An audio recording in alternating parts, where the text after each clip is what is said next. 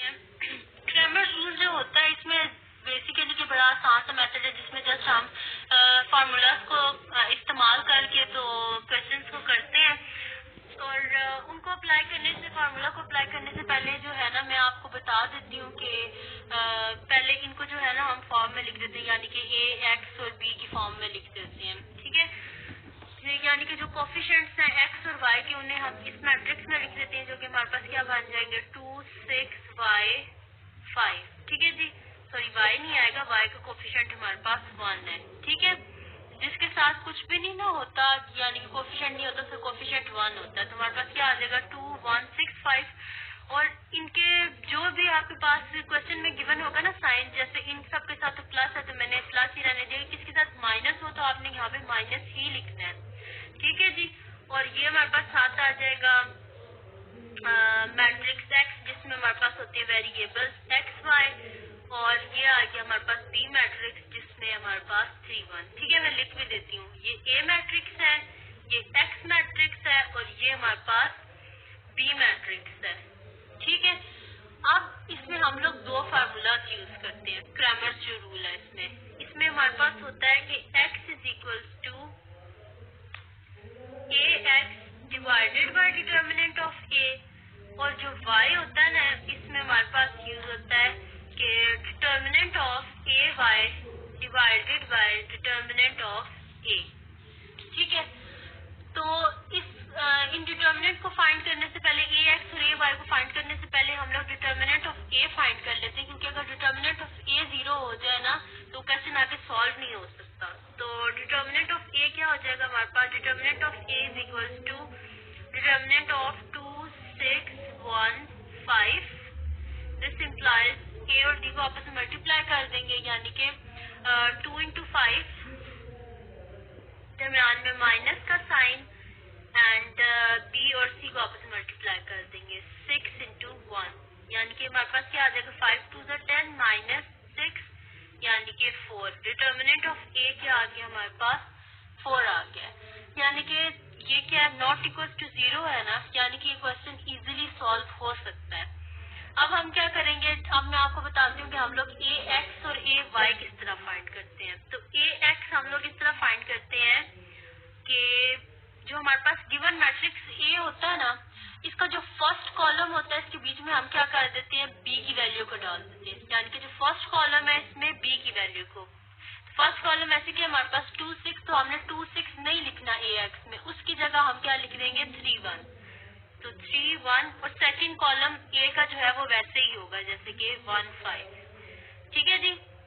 देखें ए एक्स किस तरह फाइंड करते हैं कि जो फर्स्ट कॉलम है उसकी जो वैल्यूज है उसको हम क्या कर देते हैं रिप्लेस कर देते हैं बी मैट्रिक्स की जो वैल्यू है, यानी कि क्या कर दिया 3 1 और 1 5 एज इट इज आ गया। ठीक है, इसके बाद अब कौन सा है, हमने क्या फाइंड करना है ए वाई। तो ए वाई किस तरह फाइंड हम करेंगे कि फर्स्ट जो कॉलम है वो एज इट इज लिखेंगे हम, यानी कि 2 6 एज इट इज आ गया, इसका जो सेकंड कॉलम है उसको हम रिप्लेस कर देंगे बी की वैल्यू से, यानी कि हम 1 5 नहीं लिखेंगे, अब हम लिखेंगे 3 1। ठीक है, अब हमने किया क्या है कि ए एक्स में फर्स्ट कॉलम को रिप्लेस कर दिया है बी की वैल्यू से, और जो ए वाई है उसमें हमने सेकंड कॉलम को रिप्लेस कर दिया है, सेकंड कॉलम को रिप्लेस कर दिया हमने बी की वैल्यू से। अब हम क्या करेंगे determinant of A X find करेंगे, तो determinant of A X is equal to first जो कॉलम है वो एज इट इज लिखेंगे हम, यानी कि 2 6 एज इट इज आ गया, इसका जो सेकंड कॉलम है उसको हम रिप्लेस कर देंगे बी की वैल्यू से, यानी कि हम 1 5 नहीं लिखेंगे, अब हम लिखेंगे 3 1। ठीक है, अब हमने किया क्या है कि ए एक्स में फर्स्ट कॉलम को रिप्लेस कर दिया है बी की वैल्यू से, और जो ए वाई है उसमें हमने सेकंड कॉलम को रिप्लेस कर दिया है,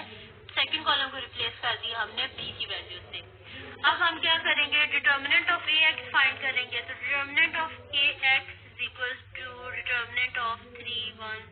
1 5 और determinant of A Y is equal two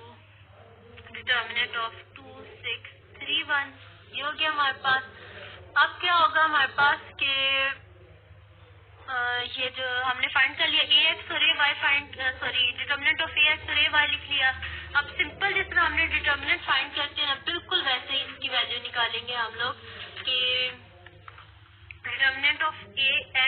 equals to ए और डी को आपस में मल्टीप्लाई कर देंगे, यानी कि 3 into 5 minus 1 into 1, A D minus B C, और डिटर्मिनेंट ऑफ ए वाई भी बिल्कुल इसी तरह फाइंड करेंगे कि 2 इंटू 1 माइनस 6 इंटू 3 क्या हो जाएगा हमारे पास 18। ठीक है जी, बिल्कुल वैसे देखें मैंने क्या किया, ए डी माइनस जो हमारे पास था बी और सी उसको मैंने मल्टीप्लाई किया, मैंने डायरेक्ट लिख दिया 18, 6 3 18। ठीक है, तो यहाँ पे क्या हो जाएगा हमारे पास 5 3 15, 15 1 इंटू 1 माइनस 1, यानी कि हमारे पास क्या आ जाएगा, ये 14 आ जाएगा, यानी कि डिटर्मिनेंट ऑफ ए एक्स क्या आ गया हमारे पास 14, और ए वाई क्या आ जाएगा हमारे पास 2 इंटू 1 2 हो गया हमारे पास, और 2 माइनस 18 क्या हो जाता है हमारे पास माइनस 16। ठीक है, यानी कि डिटर्मिनेंट ऑफ ए एक्स 14 आ गया और डिटर्मिनेंट ऑफ ए वाई क्या आ गया माइनस 16। अब इसको आगे हम लोग सॉल्व कर लेते हैं, फॉर्मूला ये वाले यूज कर लेते हैं ए एक्स और ये वाले